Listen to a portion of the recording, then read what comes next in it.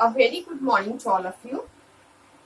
Today in this video we are going to revise the types of lines. We have to identify the different types of lines from the given figure. So already in my previous video I told that the letters, the alphabets or the numbers, from there only I will ask you to identify the types of lines. And one more topic, that is to identify the types of shapes. This time in your syllabus there are plane shapes, solid shapes and types of lines. So already I am discussing types of lines.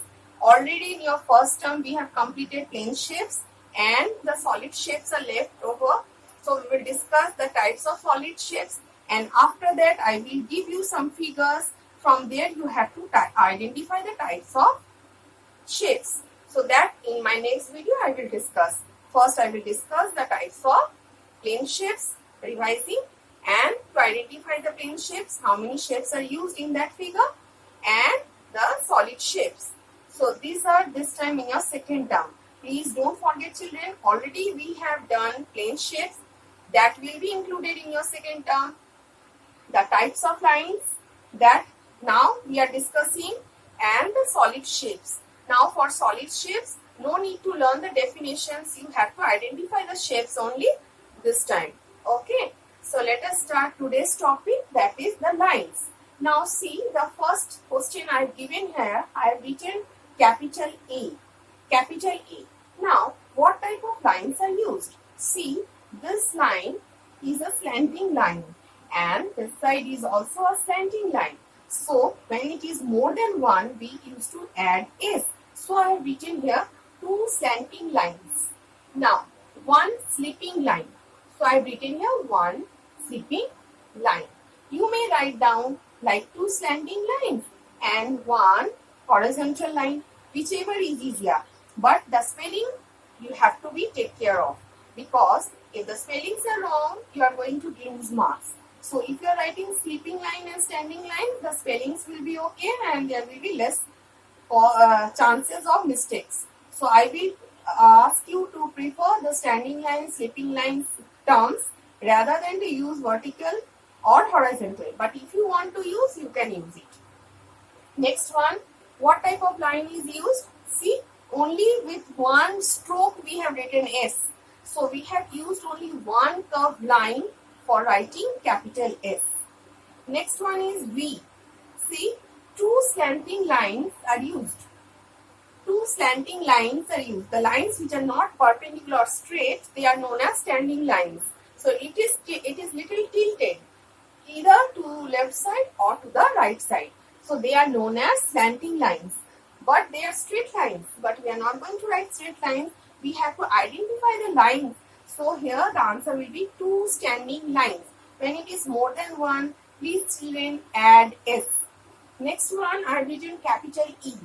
See, one standing line, and along with one standing line, here the three sleeping lines are used to write capital E. So you have to identify, that is one standing line and three sleeping lines. Or you can write one vertical line, three horizontal lines. Whatever is you feel easy. Now see some more questions I have given there from the numbers. First one I have written 7. So for 7, see, I have used two sleeping lines. I have used two sleeping lines and one slanting line. To write 7, I have used two sleeping lines and one slanting line. Next one is 5.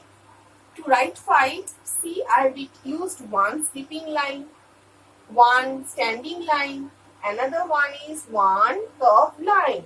So what you have to write? You have to write one sleeping line, comma, one standing line, and comma, again one curved line. So all three are there. To write 6, see, with the one stroke we can write 6 without keeping our hands up. So we are using only one curved line to write down 6. Next one, 4. What lines are used here, children? See, one is slanting line, the other one is standing line, another one is sleeping line. So this one is slanting line, this is your standing line, and this one is your skipping line. So what lines are used to write down 4? Here one standing line, comma, one skipping line, comma, one slanting line, one skipping line, one standing line. That is one slanting and one standing. And one more mistake children, maximum children used to make mistake, that is when you are writing slanting and standing. Please take care of the spellings, because sometimes you don't strike off the T's head. So it will become slanting only. So slanting and standing. And you have to take care of the spelling, because if you are writing wrong spelling, you will not get marks. Because you have to take care of this one. If you are writing wrong spellings or spelling mistake is there, you are going to lose marks in the exam. So please children, practice more alphabets at home, capital alphabets or cursive alphabets, numbers, and from there only I am going to give you identify the lines. Thank you.